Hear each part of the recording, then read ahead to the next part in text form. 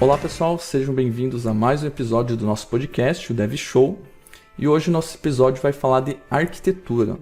Nós vamos abordar diversos pontos sobre arquitetura de soluções, arquitetura de software, entre outros assuntos correlacionados. Eu sou André Seco e entenda, você não vai achar uma arquitetura para baixar na internet. Olá pessoal, eu sou Luiz Carlos Faria e um Fusca com volante de Ferrari continua sendo a merda de um Fusca. Olá pessoal, eu sou Renato Groff e eu não sou um bot remunerado.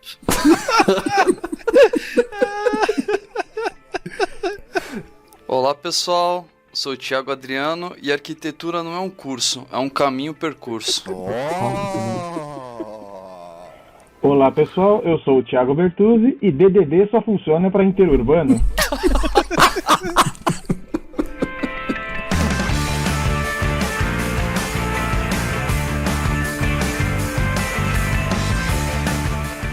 Muito bem, pessoal. Então esse podcast vai ser um episódio voltado à arquitetura, como eu já comentei. A gente vai abordar vários pontos, né? Vai ser um podcast que foi muito aguardado pelo pessoal. A gente recebeu vários comentários, tanto lá no devshow.com.br, quanto nas nossas redes sociais, para falar desse assunto, né? Um pouco de padrões e todos esses detalhes que envolvem você montar uma arquitetura para a sua aplicação. Bom, para começar, eu acho interessante a gente falar, né, como a gente geralmente começa, falar um pouquinho o que é arquitetura. Será que tem alguma coisa a ver com a arquitetura civil? A gente até estava brincando em relação a isso. No que se assemelha, por que veio esse nome, o que realmente é arquitetura para quem nunca ouviu falar nisso? Muito se fala de arquitetura, né? Mas o pessoal muitas vezes não tem uma noção clara do que uma arquitetura prega, né? Dos pressupostos, né? E sai fazendo isso porque fulano de tal disse que eu tenho que utilizar esse padrão ou utilizar essa tecnologia. Então é muito orientado pelo modismo e pouco por decisões assim bem pensadas, né? Decisões pé no chão. Mas então, o que seria arquitetura? Seria a construção de uma solution? Seria colocar tudo num diretório, pegar uma pastinha e colocar o código lá? Então, você está falando muito no tecnês. Na verdade, a arquitetura é você usar uma série de princípios, padrões e boas práticas para construir algo, né, bem estruturado, seja isso numa construção civil, seja isso num software. O próprio livro lá do Gang of Four, lá de Design Patterns, o pessoal que escreveu o livro, né, diz que tomou como uma motivação o trabalho que os caras fizeram de padronização na arquitetura, né, civil, né, como meio daí para começar a estruturar também a parte de implementação de projetos de software, né. Então, muitas vezes assim, você mesmo falou, Thiago, na abertura, o Thiago Bertuzzi tirou um sarrinho aí da questão do DDD, né? Tipo assim, o pessoal, por exemplo, usa DDD, né? Para CRUD, por exemplo, que é uma coisa que a gente vive tirando sarro e que acontece com uma frequência muito grande, mas assim, se esquece do princípio que levou alguém a usar isso, né? Na verdade, assim, você vai utilizar uma solução pronta que já foi testada num determinado tipo de cenário e empregar isso no seu projeto buscando ter um sucesso, né? Não, mas isso é padrão.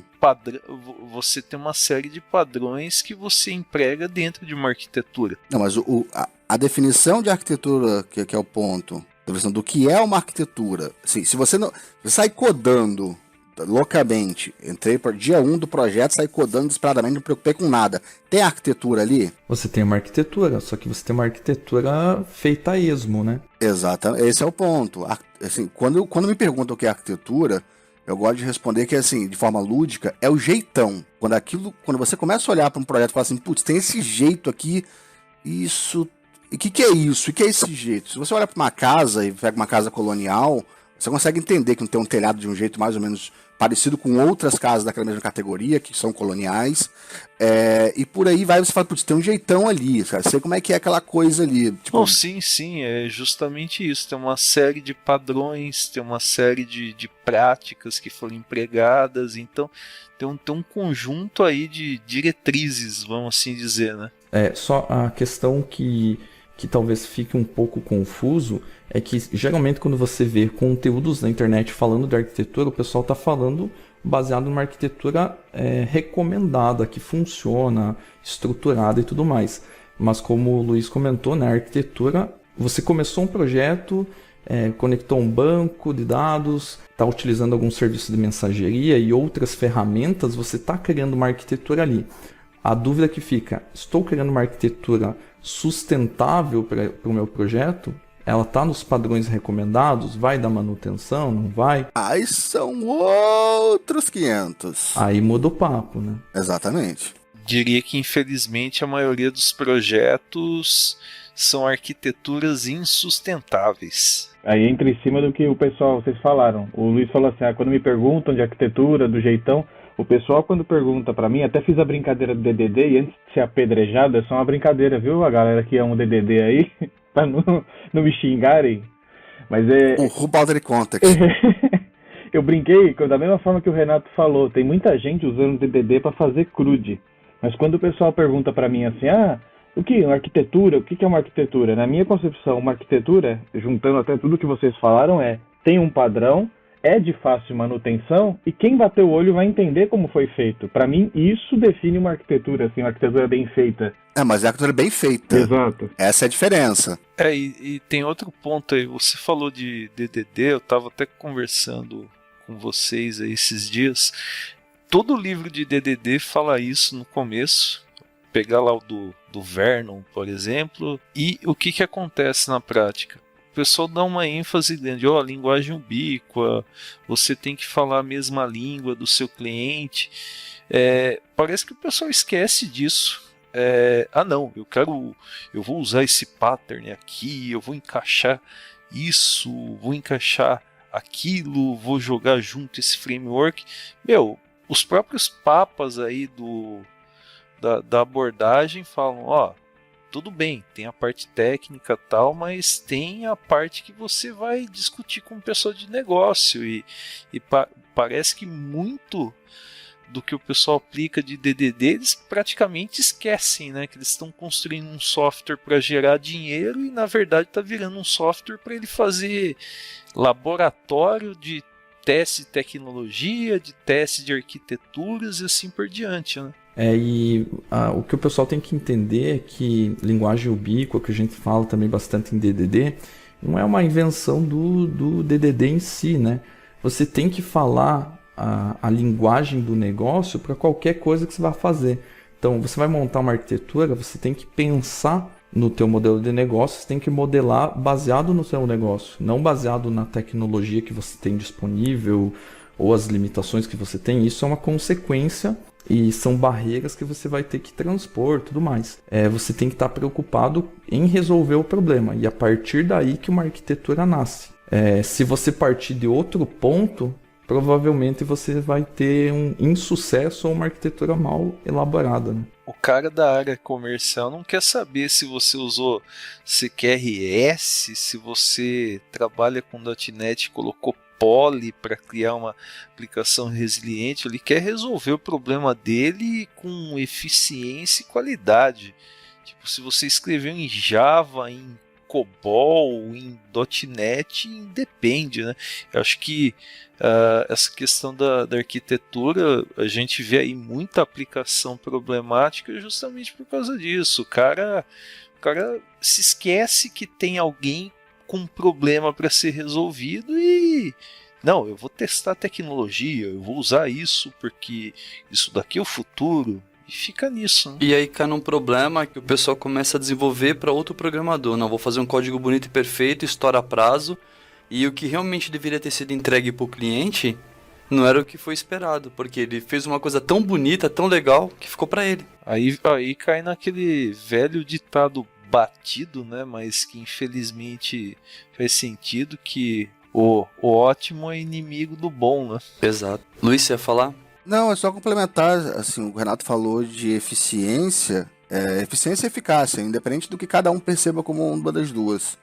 Mas eu acho que o grande ponto é o que é eficiente e o que é eficaz para você, ou para o seu projeto. E daí para frente você discerne sobre o que você vai usar para cada lugar, para poder endereçar esses dois aspectos. O ponto que fica nessa introdução, acho que é você focar então no negócio, né? E nada contra você utilizar CQRS, DDD e tudo mais, desde que isso faça sentido em primeiro lugar para o negócio. A gente não está querendo condenar nenhuma prática aqui que é listada em vários artigos nem nada, mas isso, antes de mais nada, tem que fazer sentido para o que você vai utilizar.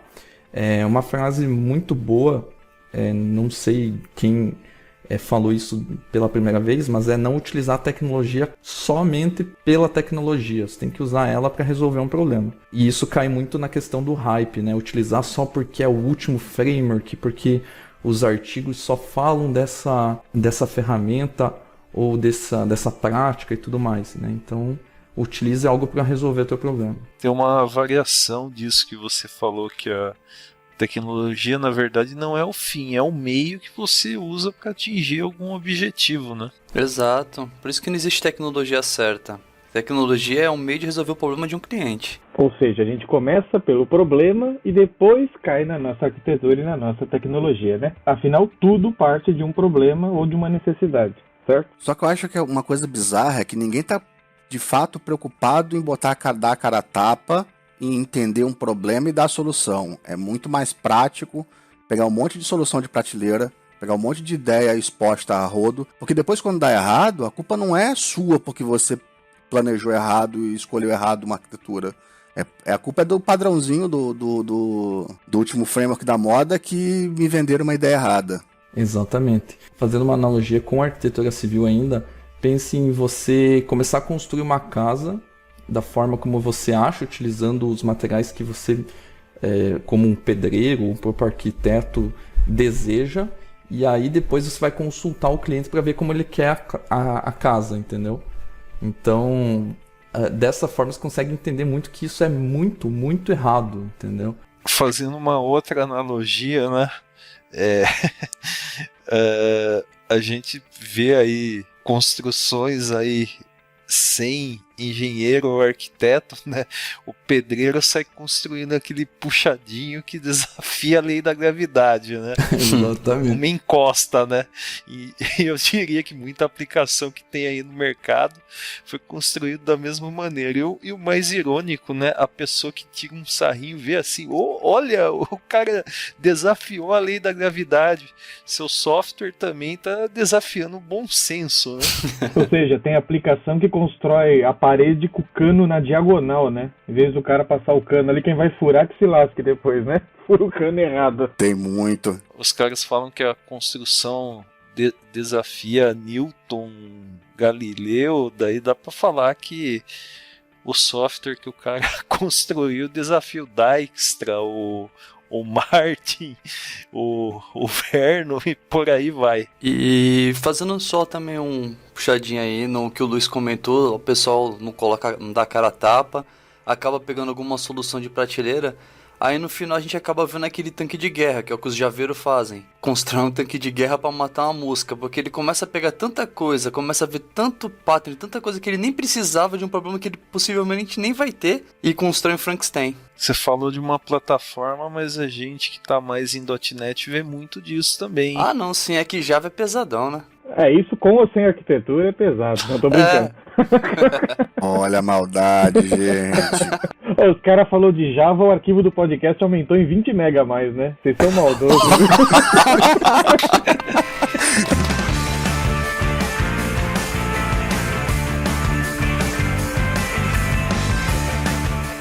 Bom, já que a gente falou aí, deu uma introdução sobre o que é arquitetura, né? O que seria uma arquitetura capenga e o que seria uma arquitetura um pouco melhor, acho que seria interessante a gente detalhar um pouco, né? Qual que é a importância e o que a gente deve levar em conta na hora de montar uma arquitetura, sentar, estruturar ela, né? O que é preciso se preocupar para chegar numa arquitetura ideal para o negócio? Eu acho que uma arquitetura ideal, voltando até o que eu falei, é que ela tem fácil manutenção, alta reusabilidade, ou seja, você consegue não ficar duplicando o código, você consegue estruturar ela direito, e um próximo que bater o olho acabe entendendo como ela funciona, né?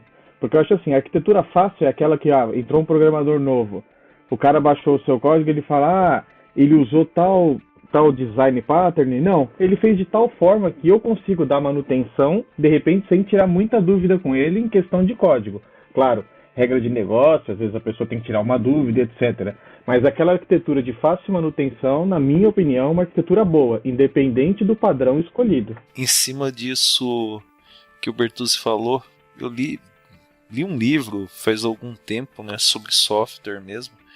O autor tirava um sarro, né, falando que implemente seu software como se a pessoa que vai dar manutenção depois seja um serial killer que sabe onde você mora. Muito boa, hein? Assim você não irrita o cara e não corre riscos, né? Vamos lá. O que levar em conta, né? Eu acho que é alinhamento. Então, alinhamento entre o que você tem de objetivo de negócio com o que você tem disponível como recurso. E aí tá falando de orçamento, time, recurso físico mesmo. É um alinhamento de tudo isso para você entender o que você consegue montar com o que você tem, ou o que você deve pesar mais com os problemas que você tem ou com o histórico que você conhece, e uma visão de futuro, que é o que eu posso colocar que vai dar facilidade ou agilidade para desenvolver isso, para crescer, para evoluir. Assim, poucas certezas a gente tem num projeto, a única delas é que vai mudar, é que as coisas mudam com o tempo, e se não mudar, ele pode jogar fora. Muito provavelmente seu projeto, se não está mudando por nada, é porque você não tem demanda e ele está estável, talvez estagnado. Quem aqui já escutou aquela frase assim, que começa um projeto assim, olha, faz desse jeito aqui, bem simples mesmo, que isso não vai para produção. Isso aí é só para mostrar como funciona. E deu 1 horinha, 2 horinhas depois, ou no dia seguinte o negócio estava em produção e você se lascou. Agora você vai ter que dar manutenção naquilo. Ou então aquilo lá, não, é só uma telinha, é só uma APIzinha de integração, né? Daqui a pouco você tá com um animal mitológico, né? Tem a cabeça de uma coisa, tem asa, tem corpo de outro animal, né? Uma coisa que é importante se levar em conta no momento de que você está desenhando uma arquitetura é deixar ela, vamos dizer assim, um tanto quanto extensível, para que quando você precisa trocar algum dos componentes da sua arquitetura, isso seja feito de uma forma fácil. Então isso a gente pode entrar depois um pouco mais a fundo, mas você não deixar uma arquitetura tão dependente de determinado recurso que você está utilizando no meio dela, entendeu? Então, por exemplo, você está usando RabbitMQ, desenha e desenvolva teu código de tal forma que ele não fique totalmente dependente do Rabbit. No momento que ele não fizer mais sentido para ser utilizado, você pode utilizar outra abordagem, né? Então você não vai estar jogando tudo que se desenvolveu fora. Perfeito. E emendando aqui, o que vocês acham? Uma arquitetura, mais especificamente o código da sua aplicação ou das suas aplicações, devem ser desenvolvidas em uma linguagem específica? A escolha da linguagem é um ponto determinante no sucesso dessa arquitetura ou não? Eu acho que não. E eu acho que para escolher a linguagem, até alguns pontos você tem que ver o que a equipe domina. Porque senão volta ao que a gente conversou no começo, vira muito hype. Eu tive problemas na TV Bandeirantes lá de, vamos pegar Go porque Go é legal, Go é lindo. E tá um legado, uma coisa que começou nova, ficou legado, a equipe não dominava, ninguém dominava. O pessoal ficou empolgado na época para estudar, depois saíram, quem ficou não queria estudar. Isso eu vejo como um grande problema, né? Eu também já vivenciei esse tipo de situação, né? Muitas vezes assim não tem nem justificativa plausível para adotar essa ou aquela nem arquitetura, tecnologia mesmo. E quando você vê, você gera um monstro, algo que é muito dispendioso em termos de manutenção e vai acabar virando um pesadelo a médio e longo prazo, né? Infelizmente. Exato. A gente pega aí, é muito comum, às vezes assim, tem pessoas que são bem intencionadas, tem pessoas que estão usando o projeto apenas para estudar uma tecnologia X e buscar uma outra colocação, enfim, bem ou mal intencionado, alguém vai ser prejudicado lá na frente por uma decisão errônea. Tem gente que acaba pegando uma tecnologia ou um pattern que eu já vi, e é como o Renato falou, o cara usa a empresa para estudar, tá nem aí se vai ser bom o projeto ou não, a pessoa estuda, aproveita tudo e aí pega outra oportunidade de emprego. Então ele usa às vezes um projeto de um cliente para aprender determinado pattern, implementa lá do jeito que ele acha que é, quebra a cabeça, aí dá os problemas, ele descobre, e quando entra num outro lugar ele entra, não, já implementei, já fiz, já resolvi o problema. Eu sou mestre em botar freio nisso, cara. Não, é perfeito, porque eu vou entrevistar gente, olha, eu vou dar um exemplo bem rápido aqui. Eu entrevistei um cara essa semana, que o carinha é bom, programador bom, tudo lá, mas ele falou, não, porque lá a gente utiliza o DDD e tal pro nosso projeto. Aí eu falei, cara, vamos lá, teu projeto é grande o suficiente para usar o DDD? Não, eu acho que é. Eu falei, você acha que é por quê? Aí ficou aquele cri, entendeu? Então às vezes ele falou, não, é que o arquiteto de lá quis colocar o DDD. Então a gente fica naquela, e aí, o arquiteto quis colocar o DDD porque ele só confia no DDD, porque ele queria melhorar as habilidades dele com o DDD, ou porque fazia sentido o DDD para aquele projeto? Não, outro ponto aí também é o seguinte, né? Parece assim, o DDD tem uma série de práticas aí, recomendações. Parece que se você não pegar um projeto que fulano ou ciclano criou e não reproduzir isso à risca com a mesma estrutura, você está cometendo uma ofensa, você vai ser punido nas chamas eternas. Você tem que combinar o que dá para usar, o que é plausível para aquilo. Não tem uma fórmula rígida para fazer as coisas, né?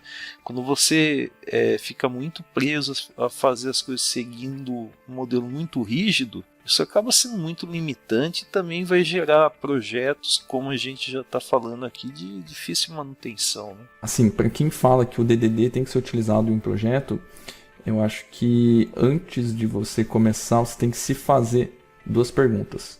O que é o DDD? Você tem que saber responder essa pergunta.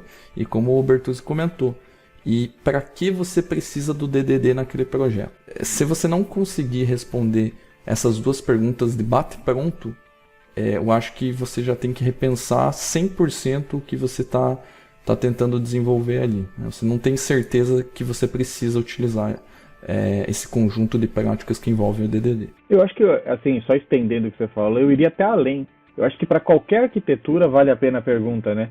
Para que eu preciso dela? Para que eu vou utilizar ela? E qual o benefício dela na minha aplicação, né? Isso aplicando para qualquer pattern, para qualquer coisa que você for utilizar no seu dia a dia, né? O DDD está mais na área de design do que na área de arquitetura, efetivamente, né?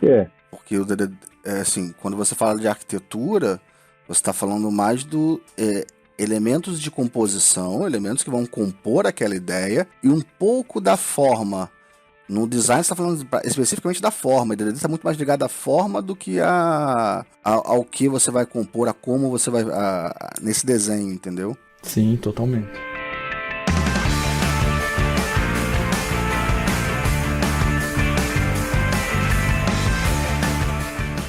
Então, pessoal, quando a gente pensa em arquitetura, existem algumas receitinhas de bolo para alguns problemas já conhecidos.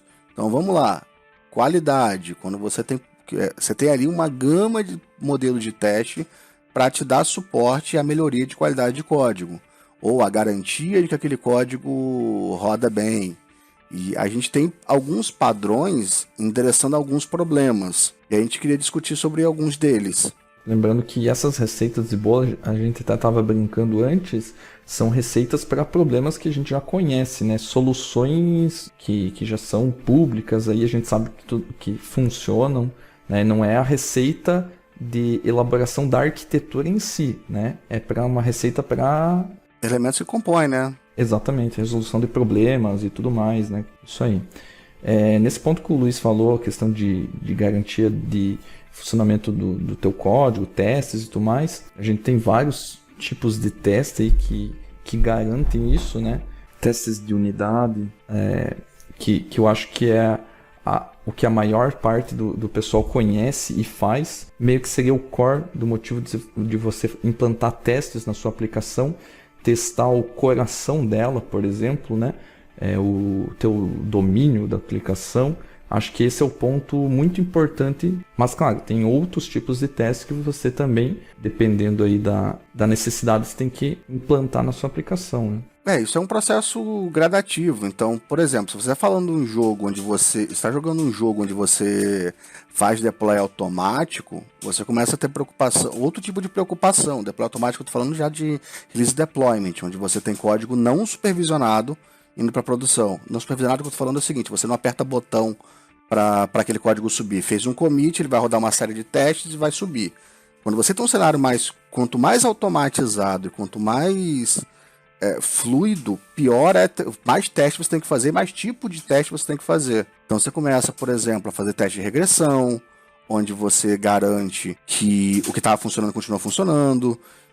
Você às vezes, os cenários específicos, você faz carga, estresse e escalabilidade. Então tem cenários onde você tem que se preocupar com outro tipo de teste para poder endereçar, por exemplo, uma subida automática, para ter a segurança de que as coisas vão subir de forma fluida. A questão do teste unitário, até que já que você puxou o assunto aí, eu acho legal porque assim, muita gente, quando eu falo muita gente, é muita gente mesmo. Ninguém se preocupa em startar a sua aplicação, o seu código, pensando nos testes unitários.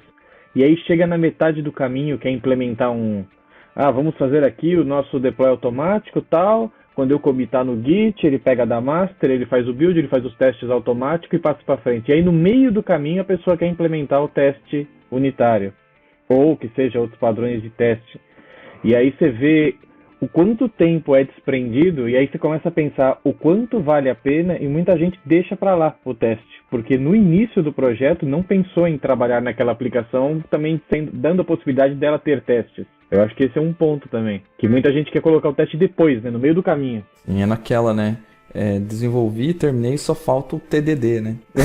Teste depois do deploy. Céus! E aí você entra com aquela frase que eu gosto de falar e brinco com todo mundo e digo: se funciona na produção, com certeza funciona na homologação, né? Exatamente. O Luiz comentou que dependendo da aplicação você tem alguns testes recomendados também, né? No caso dos jogos, ele falou da carga, estresse. Eu lembrei, né, que você está desenvolvendo um jogo aí, por exemplo, de RPG, alguma coisa assim, que você precisa colocar, sei lá, 100 personagens na tela, isso tem um custo e tudo mais, né? Você tem que fazer esse tipo de teste e é muito importante, né? Tipo, é quase que crucial para um jogo desse tipo ter uma fluidez muito boa na hora da jogabilidade ali e tudo mais, né? Então pense, se você compromete uma parte desses testes, com certeza quando chegar aí nos gamers que vão utilizar e tudo mais, vão jogar, você vai ter sérios problemas. Essa parte de game, eu cheguei a estudar um pouco, principalmente essa parte de QA de teste. Eles têm um QA ferrado, porque, pegando no gancho do que você falou, imagina que o cara jogou, testou tudo, matou, pulou, tentou cair na água, tudo. Aí no final, ele encontrou um bug. Sabe como que eles resolvem? Como? Eles resolvem o bug e testam tudo de novo, todo aquele processo, tudo de novo. Então é uma fase, uma carga de teste bem pesada mesmo. Foi o único lugar assim que eu vi, pelo menos no pouco tempo que eu tenho de área. Até a gente brinca que o blog do Luiz tem mais tempo de área que eu. que tem teste pesado mesmo. Porque, imagina, os caras ficam 3 anos desenvolvendo. Chega no final, encontra um bug que vai demorar mais 1 ano para corrigir. Eu tenho um exemplo curioso que aconteceu em 2015, que o projeto nasceu em 2011, aí tinha arquiteto durante o primeiro ano porque o cliente pedia, aí logo em 2012, o arquiteto saiu e deixou sem arquiteto, o projeto foi empurrado com a barriga até 2014, quando foi implantar em 2014 não subia, só suportava 5 usuários simultâneos. E a gente passou, a meta era 1.000. A gente passou 2015 inteiro, cara, fazendo aquela aplicação escalar. E é o tipo de cenário que, assim, e aí pra ter 4 anos de desenvolvimento, testado em uma mudança drástica de arquitetura, em 1 ano, a gente fez teste de regressão em tudo. A gente gastou, cara, só de ferramenta de teste, foi mais ou menos umas 50 pratas. E para você ver que é o custo de uma arquitetura mal feita, né? De um planejamento levado nas coxas, né? Então é uma coisa que sempre vai pesar no bolso no final das contas, né? Que é porque o teste não é importante. Fato, é tipo assim, é isso que o pessoal bota na cabeça. O teste não, o prazo quando a gente vai montar cronograma, quantas horas? 16 horas para fazer a tela tal, mais 8 horas a funcionalidade tal, e aí eu coloco aqui 2 horinhas de teste. Essas 2 horinhas que ele fala é o teste do desenvolvedor, não é o teste de alguém que está testando de verdade a sua aplicação. Então, o pessoal adota geralmente aquela filosofia, o teste não é tão importante quanto o desenvolvimento. Mas se você partir desse pressuposto, né? Vamos pegar, por exemplo, um sistema hospitalar, né? Sei lá, você tem lá um aparelho lá que é utilizado numa mesa de cirurgia, ou então um sistema de uma aeronave. Se o pessoal não testar isso... Não, exato. É o que eu tô falando assim, eu não tô falando que é o correto, eu tô falando que o pessoal, a maioria trabalha botando tudo como prioridade, esquece das horas de teste, esquece do retrabalho, de esse código tem que ser retestado, eu tenho que pensar em tudo, desde montar a arquitetura até todo o meu fluxo de trabalho, até entregar. Senão acontece o cenário que o Luiz falou aí. Vai ter custo, vai ter que refazer tudo, vai gastar uma grana, vai ter tempo desperdiçado com isso daí. É o popularmente conhecido como economia burra, né? Nesse caso, cara, tem uma parte comercial que ela é bizarra. Nesse caso do cliente, olha a malandragem, olha o vacilo. O cliente contratou um arquiteto, pediu para contratar um arquiteto. E aí se contrata por 1 ano, mantém o arquiteto por 1 ano. Como não tinha no contrato comercial, nesse contrato de venda, alguma cláusula de qualidade, o cliente pagou 2 vezes. Esse outro ano parado que a gente reestruturou a aplicação, foi pago. Entende o problema? A consultoria fez uma coisa ruim, e aí no final das contas o cliente ficou a ver navios, não implantou. Esse outro ano inteiro de custo foi bancado pelo cliente, então para ela tá tudo ótimo. Pelo ponto de vista financeiro dela tá tudo ótimo. Aí é mais uma questão de malandragem, né, do que até... Aí entra aquele ponto, né, se tivesse sido pensado direito no início do projeto, esse problema teria sido evitado. Mas a empresa, no fim das contas, saiu ganhando, porque ela ganhou o dobro por um projeto. Sim. Aí é uma balança um tanto quanto... Aí já entra, acho que em outra área de discussão, né? Não é nem uma área de estruturação de arquitetura, é uma área de pilantragem, entre aspas, e politicagem, né? De empresa, assim. Exatamente. E agora entrando um pouco na parte de código mesmo, o quanto um código mal escrito, um código feito de qualquer jeito, sem testes, pode influenciar na construção de uma arquitetura, de toda uma solução, né? Qual é o peso que ela tem e qual é os problemas que ela pode trazer para a montagem, né? Para o desenho da sua arquitetura. Tem um caso curioso assim que dá para se falar, que acho que o pessoal pega da vida real, que é assim. Joãozinho da Silva deram para ele a missão e falou: olha, você precisa fazer para mim uma telinha aqui que é apenas um dashboard. O Joãozinho vai lá, faz o seu crudezinho, sobe o seu dashboard ali, exibe seus dados e está muito bonito. E fala: está aqui, está entregue. No dia seguinte, o cliente chega e fala para ele: cara, ficou legal tal, mas o cara aqui também está querendo, além do seu dashboard, poder abrir chamados por esse seu sistema. Joãozinho vai lá, põe a funcionalidade 2. New, coloca, mantém o seu crudezinho e vai subindo. Daqui 1, 2 semanas, o sistema já tem mais de 50, 60 funcionalidades. O que era para ser um sistema bem simples, um pequenininho painel de dashboard, vira o famoso Frankenstein. Aí entra aquela questão: e aí, qualquer sistema, será que eu tenho que me preocupar no futuro dele? Ou não? Não, eu sei que isso daqui vai morrer, acabar, ou é bom eu já estar prevenido para um futuro? Exatamente, às vezes você cai num ponto aí que você desenvolveu algo no lugar onde não deveria, da forma que não deveria também, né, de qualquer jeito. Então, aí você vai cair em vários problemas, né, Bertuzzi? A parte de de manutenção, às vezes você está duplicando uma funcionalidade que já existe em outra parte do sistema, falando aí de quando você tem várias aplicações, né? Você está refazendo alguma coisa que já existe ou você está fazendo uma funcionalidade que não deveria estar ali naquele módulo, por exemplo, deveria estar no módulo específico que foi desenhado para isso. E você entrando com essa carroça na frente dos bois a partir de uma pressão de negócio, pressão de alguma demanda, você acaba atropelando e influenciando negativamente, né, a construção de toda a tua aplicação. E isso acontece, assim, falando de um código pequeno, qualquer projeto pode acontecer isso, né? Mas aí que tá, aí eu pergunto para vocês aí, eu sempre tenho que me preparar para o pior? Eu sempre tenho que fazer, é só um dashboardzinho, mas eu já tenho que pensar, não, o cliente vai querer mais 20, 30 funcionalidades, ou então eu só adoto aquela política, não, eu vou fazer minimamente uma coisa que seja de fácil escalabilidade depois, de eu dar uma reutilizada, ou eu sempre me preparo para o pior. Essa é uma boa questão. Na minha cabeça depende. Se tem empresa que dá, tem empresa que não dá. Às vezes você preparar para o pior vai levar muito tempo e vai acabar gerando um atraso, né? Eu acho que é tentar buscar um equilíbrio aí, né?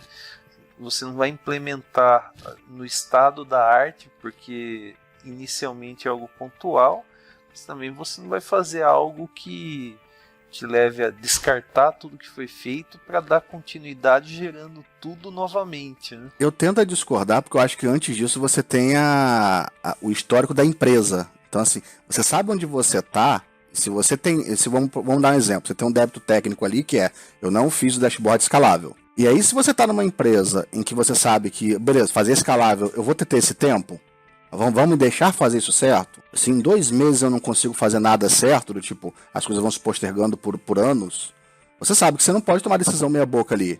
Você sabe que tudo que você tem que fazer quase o estado da arte, porque você não consegue ter esse tempo de resolver problemas porque você resolveu atender o negócio. E tem o processo inverso, tem empresa que você, cara, não, eu tenho espaço para fazer isso. Eu consigo entregar algo meia boca aqui para depois melhorar. Eu posso trabalhar de forma evolutiva, porque eu vou ter tempo para isso. Tem empresa que não, então depende muito do seu histórico da empresa. Sua memória dela a respeito disso. Mas aí, beleza, eu concordo. A pergunta foi exatamente essa, para puxar isso aí que você respondeu perfeitamente. Agora eu puxo uma outra parte. Entrei na empresa hoje, nem precisa ser uma empresa, eu tenho um cliente novo. A empresa sua falou, vai lá, Luiz, vai você lá e resolve. Beleza? Você entrou lá hoje, você não conhece o histórico. E aí, você se prepara para o pior? Você já vai munido para o apocalipse de código? Eu vou para transparência. Você quer fazer como? E aí eu quero combinado por e-mail de eu vou fazer isso desse jeito, com esses riscos que eu estou colocando para te atender nesse prazo. Ou, se você quer que eu atenda nesse prazo com a performance que você quer, com ápice de qualidade, eu falo, não entrego, não é viável, não dá. São 2 cenários, aí você delega. Risco você não assume, você delega. A gente, como técnico, nós como técnicos não podemos assumir riscos. Eu tento concordar com o Luiz em relação a isso, por causa que, assim, é importante a gente deixar as cartas na mesa. E eu acho que algo importante para a gente que é mais técnico é segurar o ímpeto que a gente tem em começar a programar.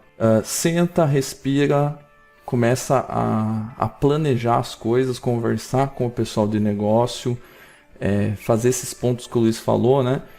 Pensar mesmo que seja uma empresa onde você é funcionário, pensar como você fosse atender aos teus colegas de trabalho, como se fosse terceirizado. Tratar por e-mail, fazer as coisas planejadas de forma correta, para você ter a questão que o Luiz falou, a transparência, e aí você ter tudo no preto e no branco aí para assumir, né, esse desenvolvimento, ter todo definido a questão do risco e tudo mais, né? Então, não se afobe em começar a codar, planeje antes para você não ter retrabalho depois. Acho que outro ponto também, cara, tipo, você errou, cara, tomou uma decisão errada, cara, levanta a mão, fala, cara, gente, tomei a decisão errada, vou ter problemas aqui, ou vamos ter problemas aqui, E, cara, vamos pensar na solução junto pra resolver. Às vezes você escolheu um ponto na tua arquitetura que você tem que trocar, cara. Tem uns diagramas que eu fiz de causa e efeito com um projeto que eu peguei em 2014, que, cara, você vai ver, tem umas 3 decisões minhas que não foram legais. E, cara, bola pra frente, tá documentado no meu blog, pessoal.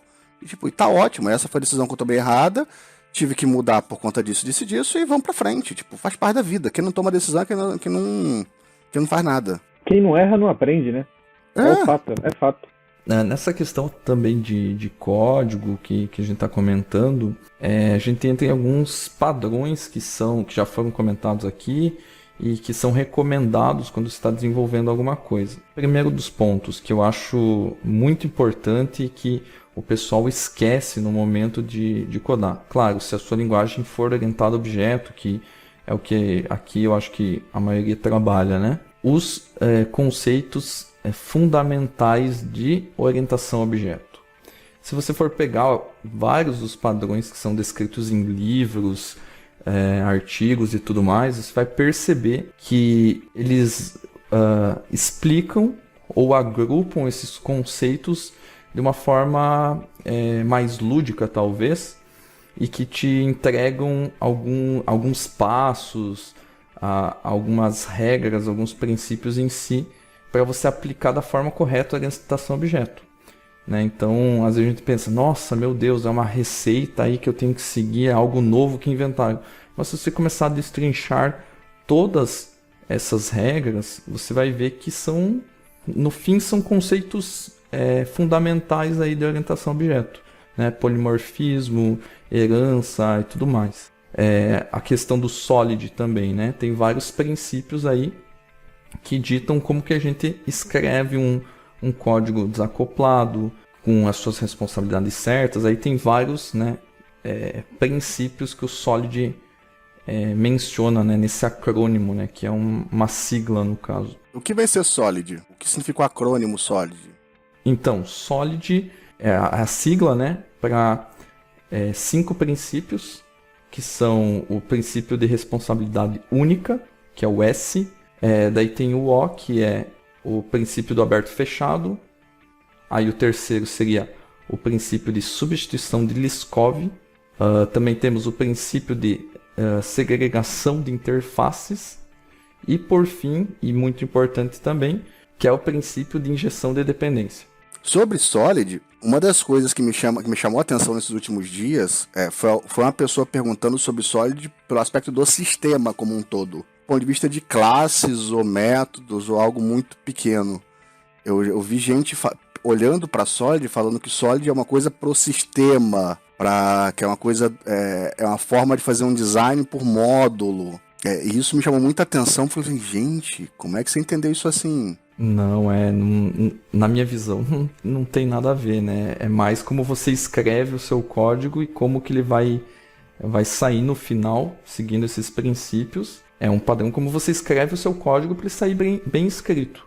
Basicamente isso, não tem nada o que inventar mais nele, né? Solid é granular, gente. Isso. Eu acho que assim, Solid é, no mínimo, obrigado as pessoas saberem. Sei lá, eu acho que o Solid tem que ser obrigado, pelo menos você saber como funciona o Solid. Você não precisa conhecer todas as arquiteturas, design patterns e tal, mas o Solid, a forma que você vai separar o seu código, que você vai usar todas as partes dele, olha, esse aqui tem uma responsabilidade única, esse daqui serve para uma coisa, eu não vou ficar dando 2 responsabilidades para um tipo de objeto só. Como funciona o Solid, eu acho que devia ser pelo menos o ponto inicial para todo mundo fazer um código bem feito, ser meio que obrigatório. Eu chamo de mantra. E sim, acho que a gente pode chamar isso de recomendações mínimas, né? Se nem isso você segue, então a arquitetura aí tá como um famoso tópico da enciclopédia, né? De POG, né?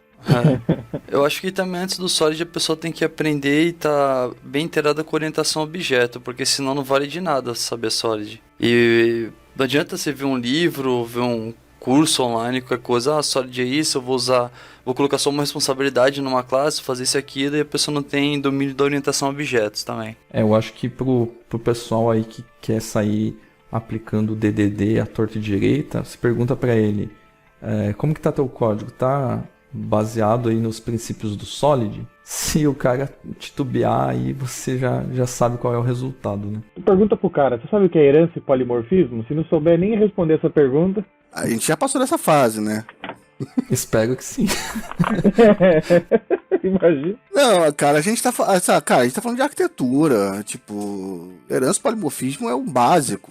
Tipo, básico do básico, né? Mas tem gente que não sabe, ô Luiz, e quer já sair aplicando o DDD e o Solid, que nem o Thiago falou, às vezes o básico, o pessoal não sabe o básico, né? Ah, não, beleza. Já que é logo pro DDD, compra um livro do Evans, fala, não, agora sou arquiteto, sei DDD de ponta a ponta. Ah, outro ponto, né? Você sabe meia dúzia de padrões, você acha que dá pra ser arquiteto? Se for assim, eu estudei física no colegial, vou projetar um foguete. Isso aí. Porque... Mas é isso. Não, porque os caras usaram as leis de Newton para levar o homem para a Lua, então... Logo, sem as leis de Newton. Já era. A gente pode fazer como são princípios fundamentais de escrita de código, mais a parte de design também, a gente pode fazer outro episódio falando e trazendo alguns outros padrões aqui, né? Para quem curte também essa parte, ouvir um pouco de nós, as nossas experiências, quais são os padrões mais aplicados nas aplicações, né? Mas assim, resumindo a ópera aqui, eu acho que do Solid, um ponto bem importante que o conjunto da aplicação dele traz é o desacoplamento das suas aplicações. E por que isso faz tanto sentido quando você está montando uma arquitetura? Eu até já cheguei a comentar isso antes aqui no episódio podcast, mas é a importância de você ter uma independência entre as partes da arquitetura como um todo. Às vezes o desenho da sua arquitetura vai ter várias aplicações, vai ter uma API, outros N projetos, né? E se você amarrar isso de uma forma, você não vai conseguir deixar eles independentes, não vai conseguir fazer deploy independente, não vai conseguir escalar de forma independente. Então, perceba que você vai tendo muitos problemas em deixar os projetos amarrados e dependentes uns dos outros. Sim. Aí entra sempre a questão do acoplamento, né? Você procura projetar de maneira a diminuir acoplamento, né, entre as partes, e aí você consegue, mudou aqui, não vai afetar tudo em cascata, né? Exatamente. A separação de responsabilidade é um ponto muito importante. E se você não seguir Solid, o que você vai ter no final? Você vai ter um bolo de código com pouco reaproveitamento ou com reaproveitamento baseado em copy and paste, que está catalogado como RCP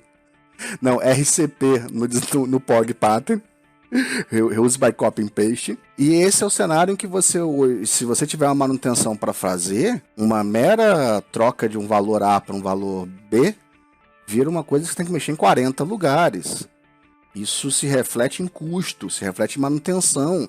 Então, quando você acha que um projeto separado, com diversos subprojetos, com uma arquitetura ali reluzente, que te mostra uma separação dos elementos, você acha que aquilo ali é demais, é big design upfront, então você está redondamente errado. Aquilo ali é para você facilitar a manutenção, entregando responsabilidades devidas para cada um dos componentes da tua arquitetura, de forma que você consegue evoluir rapidamente, evoluir com mais fluidez, testar individualmente cada componente. Então tem alguns pontos que precisam ser levados em consideração. E uma coisa que você comentou, Luiz, antes, que todos nós estamos suscetíveis à falha. Caso você falhe em um componente, se você fez da forma correta e falhou apenas na escolha de determinada ferramenta, você está apto para alterar isso de forma fácil, não vai sofrer tanto. Excelente. Tem outros padrões, que são os padrões do dia a dia, que a gente tem um portalzinho de referência lá chamado do Factory. São padrões que a gente usa no dia a dia para Factory, para adapters. Adapters ajudam muito, por exemplo, para você segmentar a responsabilidade de atores externos. E tem uma série de padrõezinhos lá, são mais de 30, que podem ajudar. A gente vai botar o link lá debaixo na descrição e vai ficar fácil de vocês encontrarem outros padrões para a gente discutir depois.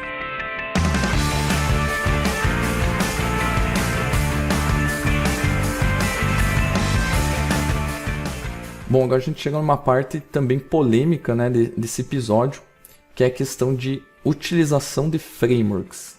Aqui a gente colocou frameworks, mas seria também ferramentas, abordagens, sei lá. A gente podia abranger várias coisas aqui. A gente vê muito, várias pessoas, né, criando os seus próprios frameworks, as suas próprias abordagens de uma coisa que já é de domínio público. O quanto reinventar a roda, né, pode trazer problemas para uma aplicação, para uma arquitetura. O que é recomendado antes de começar a resolver um problema? O que a gente deve fazer? Acho que é meio clichê, né, mas buscar equilíbrio e aplicar bom senso, né? Acho que o Luiz falou, né, já você tem que ponderar, né? Às vezes assim, mas eu quero usar esse framework, faz sentido usar esse framework? Você quer usar esse framework porque você quer estudar ele ou porque você vê ele como uma maneira de resolver um problema? Certo, e a questão de... Vamos pegar um cenário aqui. O Bertuzzi, no episódio anterior nosso, né, sobre Xamarin, ele até comentou um pouco sobre MVVM, é a questão de construção de frameworks nesse sentido. Até qual ponto é importante a gente construir um framework, né, uma solução própria para resolver um problema que outras pessoas, né, outros frameworks já consolidados no mercado resolvem, e quando é o momento de escolher um framework que já existe no mercado, né? Quais são as abordagens que vocês tomariam em relação a construir uma coisa do zero ou tomar uma solução que já existe no mercado? Eu trabalho bastante com Angular, para não ter que desenvolver com JavaScript puro lá e ter que fazer tudo que ele já me dá. Então eu acho que ali é uma adoção legal, de estar pegando um framework que já é completo, já tem tudo que eu preciso. É que no caso que nem, até que você puxou do MVVM, a questão é que é o seguinte, principalmente para Xamarin, muita gente acaba fazendo o próprio framework MVVM e não é um problema. A questão é que se você parar para pensar, conforme mais complexo vai ficando a sua aplicação, o seu framework MVVM ele acaba virando com as mesmas funcionalidades de um que já existe no mercado. Então você acaba olhando e falando, poxa, eu estou meio que reinventando a roda, eu vou culminando para o mesmo lugar. Mas em alguns casos você pode ter o seu framework, vamos supor, a sua empresa tem o framework MVVM dela, qual é a vantagem? A questão de você poder customizar e às vezes não precisar usar tudo que aquele outro framework tinha. Eu hoje uso muito o Prism, bastante. Só que o Prism tem muitas funcionalidades que às vezes eu acabo não usando. Dependendo do projeto, para fazer apenas navegações, passagens de parâmetro, etc., posso usar um frameworkzinho meu, seguindo o padrão do MVVM, por exemplo, mas não implementando tantas funcionalidades assim em cima. Eu vou dar até um outro exemplo aqui da NES. Existia um projeto que tinha um rapaz que começou a fazer o DDD nele, sem necessidade, mas a pessoa falou que o DDD era o céu, a vida e tudo, e foi fazendo. Quando ele colocou o DDD e tal, ele arrumou outra proposta de emprego e saiu. O próximo cara que foi pegar olhou e falou, eu não entendi nada que esse cara fez. Talvez tivesse mal implementado o DDD, é uma opção do cara. Talvez não precisasse do DDD ou as pessoas não tinham aquela expertise. Eu tenho um projeto hoje que roda, que é grande, possui workflows, integrações de ERP, que ele não tem um padrão de mercado, um DDD, um padrão assim mais, um design pattern mais conhecido aí. Foi feita uma arquitetura que eu montei em cima do princípio do Solid, ela é reaproveitável, ela é de fácil manutenção e ela atende o nosso cenário. Então assim, eu não crucifico todos os cenários de criar uma arquitetura sua, um framework seu do zero, mas aí tudo depende da situação. Por exemplo, eu não vou criar o DDD se o padrão DDD já existe, né? Mas eu posso eu acho assim que você pode ter adaptações de padrões que já existem, contanto que elas façam sentido, né? Bertuzzi, pensa comigo. Com o Xamarin, você tem uma restrição que é tamanho de library. Certo. Porque quanto maior, pior. Exato. Assim, e alguns megas a mais, 30 megas, 20 megas a mais, pode representar um problema de o cara fazer download e não fazer download do aplicativo. Pode.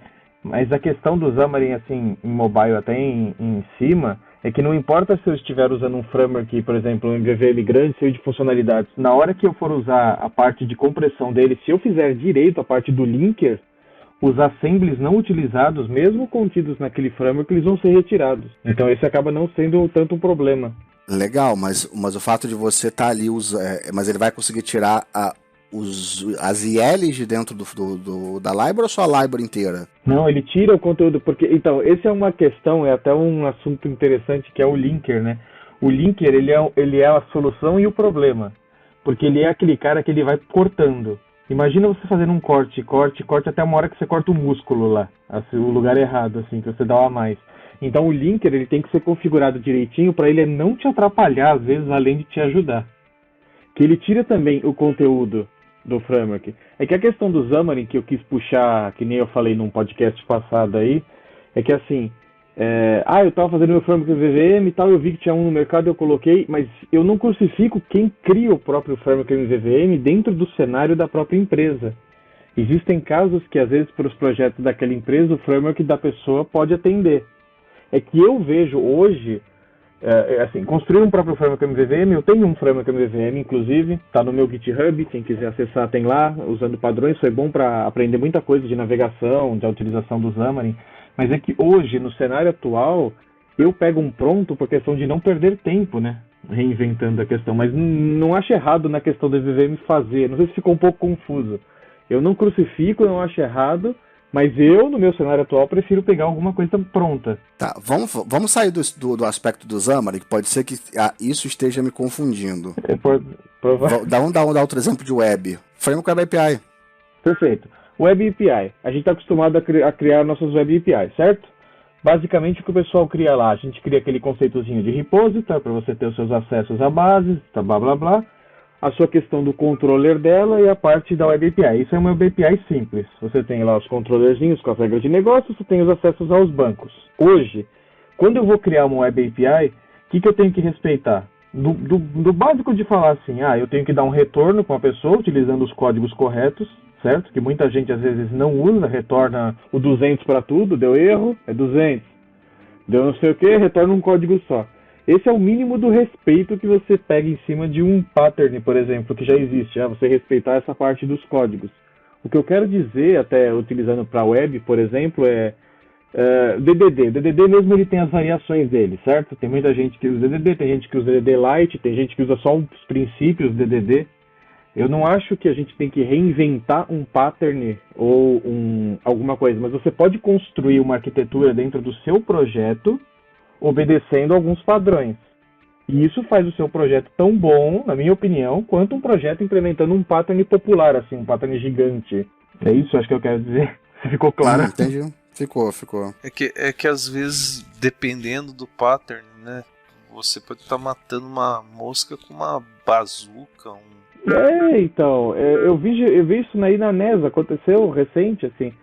Eu tenho um projeto que ele tem um pattern com os repositórios, os serviços dele, e ele é fácil de utilizar. Eu não precisei usar DDD. E no caso, até o cara que saiu do projeto, ele falou, o projeto do cara estava feito em DDD, tal, gigante, não sei o que. Como é que você fez o seu? Quando eu mostrei o meu, ele falou, cara, isso atende o meu projeto, deixa eu usar a forma que você fez. Fui lá, expliquei e seguiu. Mas eu não reinventei a roda, eu só fiz coisas em cima de princípios de Solid, por exemplo. O que me incomoda é quando eu chego lá e encontro um ORM da empresinha XPTO. O cara que reinventou a roda, mas é uma roda quadrada. Tipo, é aquele negócio que, assim, ele pegou uma coisa que tem 40 funcionalidades, entregou 2 meia boca, tem que manter aquela porcaria de repositório de código, e aquilo ali não serve pra quase nada. Tipo, atende a 2 cenários. Você quer o terceiro, não tem. Você quer o quarto, não tem. E você tá lascado. Sim, é uma coisa pra dar manutenção e o cara tá ferrado. E aí você entra nesse problema que você falou mesmo, dar manutenção, evoluir esse framework que ele criou. Então você cria uma solução corporativa que você vai começar a implantar em todas as aplicações da empresa, né? Todo mundo vai ter que utilizar esse URM desenvolvido aqui internamente. Então, como o Luiz falou, entregou 2 funcionalidades meia boca, beleza. Agora o projeto X precisou de uma terceira funcionalidade. O cara que criou o RM meia boca já saiu da empresa. Quem que vai manter isso? Será que o pessoal já não vai começar a questionar essa implementação? Qual é o custo de manter tudo isso, né? Sendo que você tem coisas mais performáticas no mercado, de domínio público aí para utilizar. Sim, para mim o que mais custa é você não ter o know-how naquilo. Então vamos lá, o pessoal que faz N-Hibernate, por exemplo, ou qualquer outra, ou Anti-Framework. O povo tá o dia inteiro, 24 horas por dia, vivendo aquilo ali. Ele tá diante daqueles cenários daquela especialidade ali que é o acesso a dados, vivendo anos naquilo, 2, 3 anos trabalhando só com isso. O cara manja da anatomia completa do problema, né? Ou deveria manjar, né? Exatamente. Então, assim, ele tem um skill daquilo ali, cara. Tipo, ele não tá ali aventureiro com cenário de negócio para implementar e tem que fazer também um ARM. Não. O cara tá ali fazendo um ARM dedicado a isso. E aí, você tá falando de um cara que é especialista naquilo, porque ele se torna especialista, tá respirando aquilo o tempo todo, versus o cara que bota num caso de uso de negócio e construir um ARM. Sabe? Tem sentido. E aí você entra em outro ponto também. Frameworks e, sei lá, soluções que são open source. Aí você entra em outro ponto importante, porque você abre as portas para outras pessoas que são especialistas apontarem, contribuírem com aquele projeto, sendo que quem é do core, né, do time, vai estar recebendo essas requisições, vai estar avaliando e decidindo se isso é bom ou não. Então, é uma coisa que vai avançando muito rápido. E você ter uma aplicação fechada na tua empresa, que tem 2 ou 3 devs que estão mantendo isso, anda a passos de formiga em comparação a algo que está open source, está evoluindo rápido, né? Cara, ter open source no teu projeto é como ter uma equipe paralela trabalhando no teu suporte. Fato. Quando as pessoas me perguntam até de plugins e de pacotes, eu sempre recomendo os open source. Porque, que nem o Luiz falou, além de você ter a equipe paralela, você sempre tem a equipe paralela, muita gente ajudando. E outra, é open source, tá lá o código aberto, suponhamos que a pessoa morre ou ela larga o projeto, para não ser tão, assim, desejando tanta desgraça, né? Ela apenas simplesmente larga o projeto. Você não foi nada tétrico agora. A pessoa larga o projeto, simplesmente deixou o projeto para lá, você tem o código para dar manutenção, então você não fica no escuro, né? Sim. Você tá usando alguma coisa em aberto. Nessa questão de construir framework, cara, tem empresa e tem pessoas que usam aquele mindset de não foi inventado aqui. Se eu não inventei aqui, não serve. É como se eles fossem iluminados, que sabem fazer tudo de tudo, especialistas de tudo. Bullshit. Isso não existe. Sim, isso aí envolve muito o ego da pessoa, né? Poder falar para os outros devs que foi ele que criou alguma coisa, ele que, né, tá mantendo um padrão que é utilizado na empresa inteira, então você tem que desapegar disso e é o que a gente já comentou, né? Tentar resolver o problema da empresa colocando de lado outros fatores, né? Simples assim. Outro ponto que chama a atenção, assim, aí vem naquela... Sempre que eu escuto assim, o canhão para matar uma formiga. Ou então o discurso é um pouco diferente. Por que você está se preocupando com isso agora? E aí vem a questão, BDUF, Big Design Upfront. Aí muita gente acha... Big Design Upfront é um anti-pattern que determina o seguinte: você está preocupando muito tempo de design, fazendo um design grande, antes de precisar daquilo. Só que tem muita gente que usa esse conceito usando outros nomes. Por exemplo, o No Design Upfront. Eu não faço design nenhum e começo a fazer. E o Enough Design Upfront, que seria o design propício ou na medida certa para eu fazendo o que eu tenho que fazer. O ponto que me chama a atenção é: não há uma medida certa do que é enough e do que é big. O que é big para você? O que é demais? Você fazer uma infraestrutura de login, jogar no teu projeto, incorporar ou usando Identity Servers, é Big Design Upfront ou não é? Eu vejo muita desculpa aí quando o pessoal comenta de BDUF. Eu acho que cai na questão de qual é a arquitetura certa para o teu projeto? Vai disso também, né? Depende muito de caso para caso, então é relativo, né? Depende do cenário que você está desenhando isso, né? E como a gente falou, né? Você tenta adequar aquele conjunto de situações que você encontra, né? Não tem uma fórmula rígida em que eu alterei isso, acrescentei tal coisa e você vai ser punido no fogo eterno por isso, né? Eu puno. Eu vejo muita gente, por exemplo, o exemplo clássico que eu vejo é Rabbit, cara. Não, eu não vou usar Rabbit aqui não. O Rabbit é demais. Eu vou criar uma tabela no banco, botar uma coluna de data, uma flag de processado e vou controlar com o meu banco. Tá bom, mas e concorrência, filhão? Você pensou nisso? Eu faço um lock com o Redis. Aí daqui a pouco você usou um banco, um Redis e... Porra, usa o Rabbit, cara. É um negócio simples. Sabe, tipo... Pô, Luiz, esse era o nosso segredo. Eu já vi gente gerenciar fila com procedure dando lock. Dá o select, dá o lock, segura a tabela, pega o próximo e aí solta pro próximo pegar. É engenhoso. Caramba, hein? A gente também tem que entender a questão do pegar uma bazuca para matar uma mosca, né? Se o teu problema é mínimo e você tem que fazer uma pequena implementação disso e você sabe que isso não vai escalar de uma forma medonha, você não vai ser crucificado, né? Apesar do pessoal falar, em desenvolver alguma coisa mínima para resolver o teu problema. No momento que você sabe que isso vai aumentar e você vai ter um trabalho muito grande fazendo da forma que você fez, você tem que estar pronto para fazer essa alteração de forma fácil, para que isso não gere muita complexidade para você fazer a alteração. Simples assim. Se você está disposto a pagar o preço de reescrever alguma coisa e você está contente com isso, ok, você mediu, né, e você está esperando que isso possa acontecer. O problema é quando você acha que tudo está certo, desenvolve alguma coisa e acha que está abalando. Aí que vem o problema.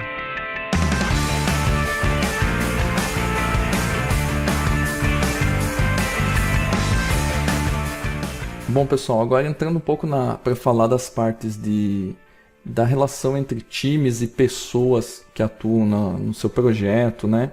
Que cuidam e constroem a sua arquitetura na sua empresa.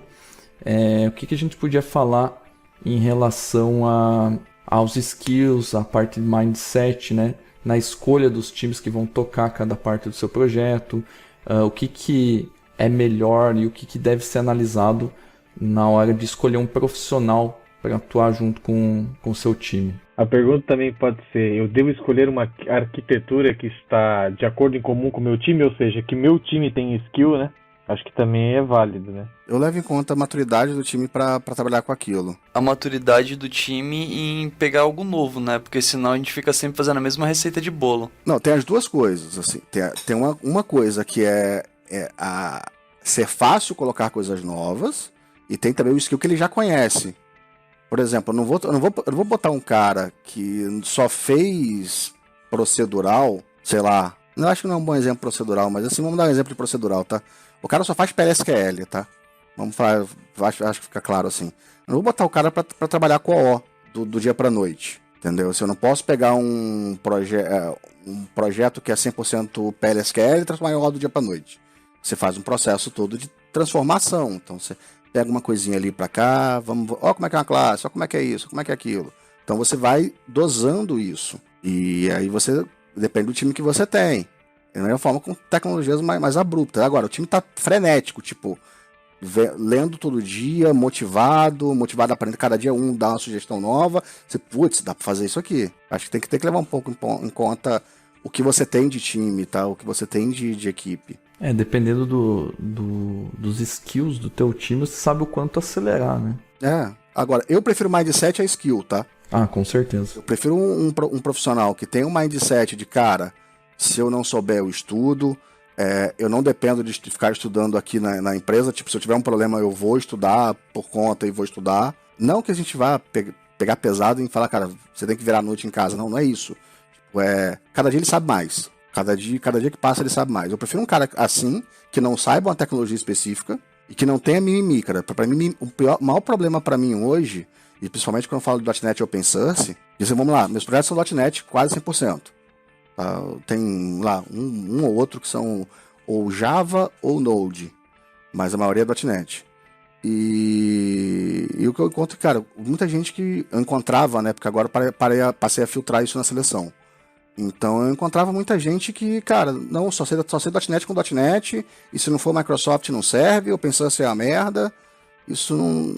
Esse mindset pra mim, eu descarto na seleção. É aquela, né? Você tem que, parece papo de coach, né? Mas você tem que achar pessoas para trabalhar ou já ter pessoas no seu time que estejam fora da zona de conforto, né? Isso. O cara tem que estar predisposto a aprender alguma coisa, a trocar, a reescrever código, a melhorar, né? Então, se o cara está acomodado só por preguiça, vamos dizer assim, então não tem muito futuro, né? Gente, não existe deve acomodado, não pode ter.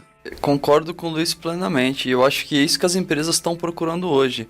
Mindset ao invés de skills. O cara tem que se atualizar, ele tem que correr atrás. Não pode ter aquele profissional que fala, a empresa não investe em mim, por isso que eu só faço isso. Não pode ter isso, ainda mais na nossa área. Esse perfil pra mim é um problemaço, tipo, é um perfil que possivelmente eu tiro da empresa. É desculpa pra justa causa isso aí, né? Devia ser. Devia ser. Eu acho que deveria ser uma justa causa. O pessoal tem que lembrar que é assim. A única coisa que você vai tirar das suas empresas, tirando as amizades, é o conhecimento. O conhecimento fica com você para sempre. Então é bom você se dedicar para você evoluir para você. Evoluindo para você, sua carreira evolui automaticamente, seja naquela empresa que você está ou em outra, porque o conhecimento é nosso para sempre. E quem trabalha com tecnologia sabe, amanhã eu já estou desatualizado. E todo dia eu tenho que dar pelo menos um pouquinho, para eu sempre estar atualizado na minha área que eu trabalho e para dar uma melhorada no meu conhecimento. Gente, começou a trabalhar com TI, você assinou um contrato com capeta, você tem que estudar todo dia. Você tem que estudar sempre. Eu comentei até no começo que o blog do Luiz tem mais tempo que eu de área. Antes de eu trabalhar na área de tecnologia, eu era funcionário público, para não falar o que eu fazia antes. Então não trabalhava, né? Daí... eu aprendi a ligar um computador com 24 anos. E eu tenho isso como premissa para mim. Todo dia eu tenho que aprender alguma coisa nova. Porque na nossa área é assim, então por isso que eu me encaixei, que eu me identifiquei bastante com a área de tecnologia. E todo dia tem alguma coisa pra gente estudar novo. E pra aperfeiçoar aquilo que você achou que já sabia. Sim, eu coloquei uma meta pra mim que eu falei toda semana, o certo todo dia, mas tudo bem. Toda semana eu falei, eu vou aprender algo novo. Toda semana eu tenho que sair que eu aprendi alguma coisa nova. E já faz mais de um ano que eu tô conseguindo cumprir essa meta. Toda semana eu tô aprendendo alguma coisa nova. Eu tento escrever também que nem o Renato faz, né? Só que o Renato é por hora, né, a meta dele. Toda hora ele solta um artigo. Inclusive agora... Acabei de terminar um artigo.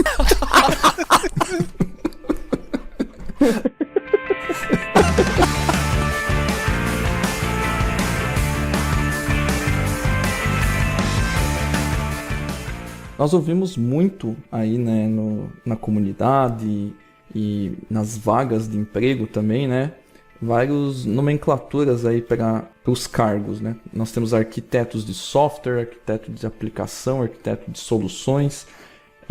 O que seria, resumidamente, cada uma dessas funções? Primeiro ponto, definir o que é um arquiteto, né?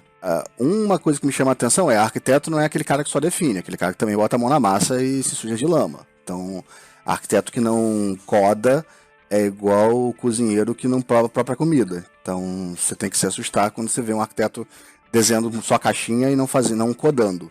Tem uma coisa errada aí. É que nem coach de finanças que nunca aplicou seu dinheiro. É coach quântico. Arquiteto que não coda é coach quântico.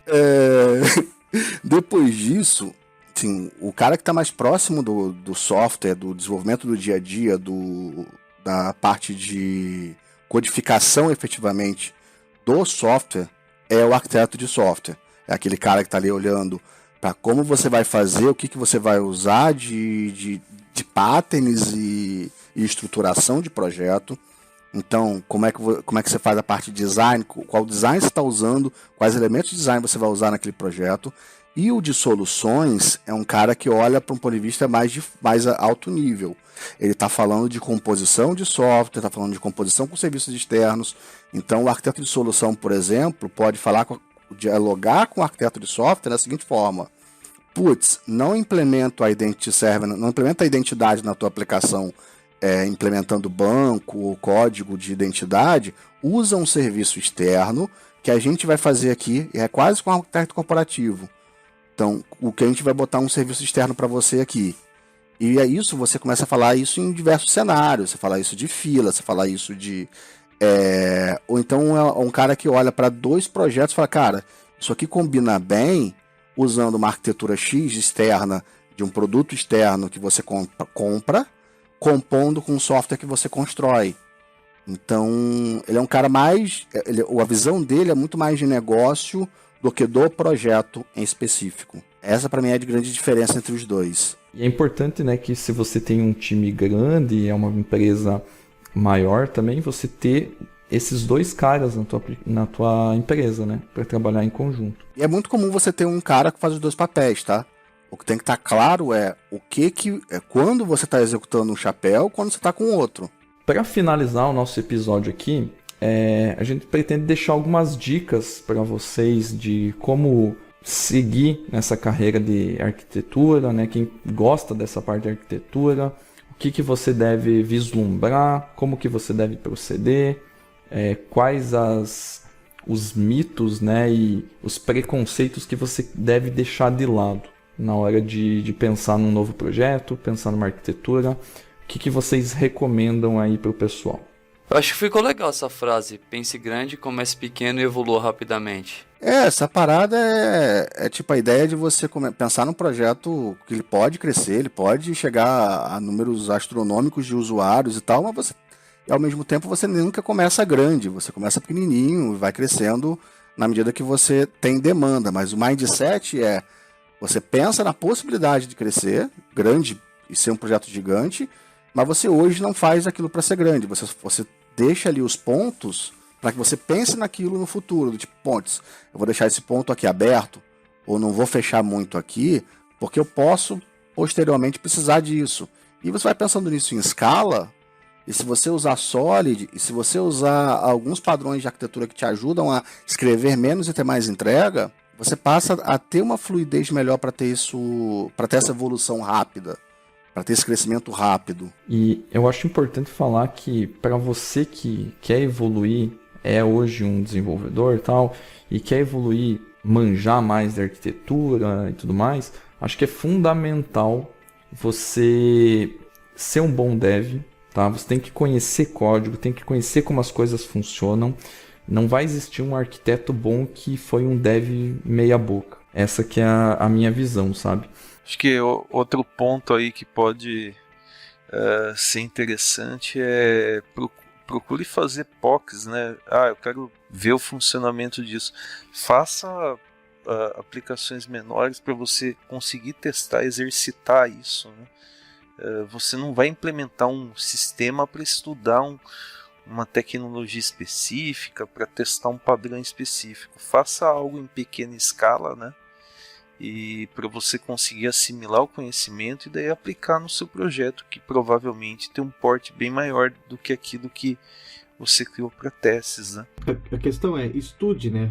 Veja as possibilidades, veja os tipos de arquitetura diferente, veja alguns projetos que foram feitos com aquela arquitetura, para você saber o que é muito para o seu projeto, o famoso too much, né? Isso aqui é demais para o meu projeto, não, eu preciso de uma coisa menor. E é como vocês falaram aí, se você nunca foi um desenvolvedor, você nunca meteu a mão, você nunca viu como é muito difícil você ser um bom arquiteto de software, no caso, né? Então, sempre faça testes. Não, de solução também, cara. Também. Então, faça testes, estude, leia bastante, converse com alguém que já tenha mais experiência. Eu acho que é válido sempre uma experiência de um terceiro, assim, de alguém que já está há muito tempo naquela área, para te ajudar até o caminho. Então, se você tem vontade de ser um arquiteto, você gosta de montar soluções, você gosta de mexer em software, assim, separar, deixar as coisas funcionando, fácil de manutenção, procure sempre se informar para que serve cada tipo de arquitetura e conversar com pessoas, acho que até de mais experiência, que muito mais da experiência de uma pessoa é muito mais do que a experiência de que você vai ler num livro, né? que o livro te dá o caminho de como funciona. Agora, como aconteceu na vida real, você só vai saber com alguém que já utilizou aquela arquitetura. Isso aí, muito bom. E eu acho que é interessante aí para o pessoal que está ouvindo também, ouvir, né, de quem tem a experiência no campo de batalha e está trabalhando com arquitetura, está montando as aplicações. A gente também sempre está escrevendo artigos, fazendo vídeo, fazendo podcast, que é o caso aqui, né, sobre as boas práticas, algumas dicas que vocês devem levar para levar em conta na hora de desenhar uma arquitetura. Então acho que você está aberto para escutar várias opiniões é um ponto chave para você conseguir evoluir e fazer uma coisa bem feita, né? Você não tem que tomar tudo como verdade, você tem que sempre se questionar, mas você está aberto a várias opiniões e avaliar cada coisa que você escutou é muito importante na sua carreira.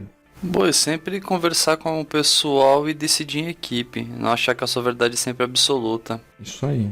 Acho que outro ponto legal também é lembrar que, assim, quando você olha para soluções que Netflix usa, Google usa, o único endosso que você tem é de que aquilo é bom, mas não é um endosso automático de que aquilo serve para você. Justamente, aí entra, a gente sempre brinca, né, questão de microserviços, né? O pessoal sai aplicando isso a esmo, né?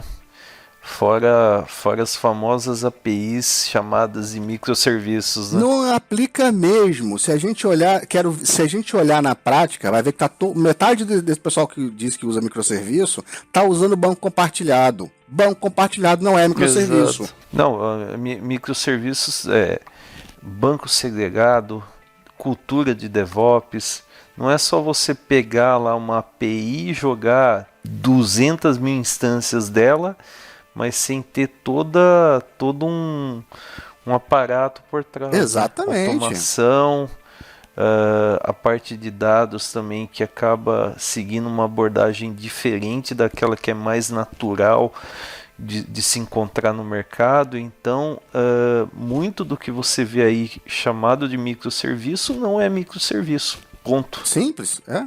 Boa, bem colocado. Muito bom. E às vezes também eu faço a pergunta, a gente precisa do microserviço? Também é outro caso, né? E aí? Minha resposta ela é objetiva. Se você não roda 24/7, você não é Google, você não é essa galera gigante, Google, Netflix e tal, você não roda 24/7, você não precisa. Sai mais caro fazer microserviço que você vai fazer a merda.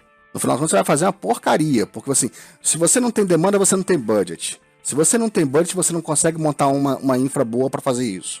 Se você não consegue montar uma infra boa, você também não vai conseguir ter um time de desenvolvimento capaz de entender microserviço. Você não vai conseguir olhar para um serviço e fazer uma integração com o outro que não seja compartilhando banco. Você não vai pensar numa fila de streaming, ou um data streaming ou um event streaming para fazer integração de serviços. Você vai botar um serviço no ar, não vai botar a segunda versão. Você não vai ter serviço que não cai nunca. Você vai ter serviço que cai durante o deploy. E por aí vai. Tipo, tudo que o serviço resolve, ele não resolve no teu caso porque não é microserviço. Simples assim. Boa. Perfeito, simples assim, acho que respondeu para todo mundo, né? Agora acho que muita gente entendeu. Você não precisa de microserviço, apesar que acho que ainda dá outro podcast esse assunto. Exatamente, para você que curte esse bate-papo aí sobre serviços monolíticos e microserviços, deixe o seu feedback, né, para nós, para saber se a gente deve gravar um podcast específico sobre isso. A gente quer saber a tua opinião.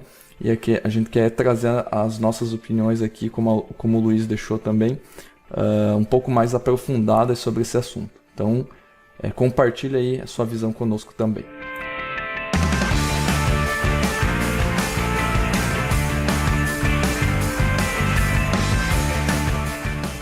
Muito bem, pessoal. Então, esse foi o nosso episódio sobre arquitetura.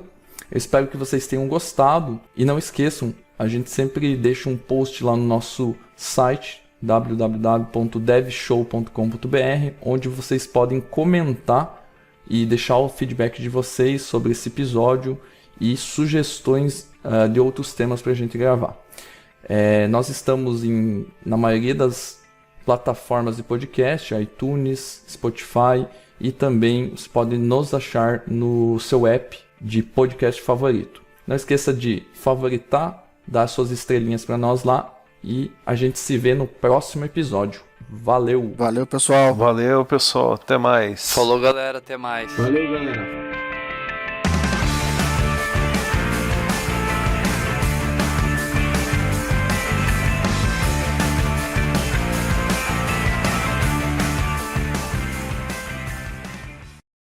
Acabei de terminar um artigo.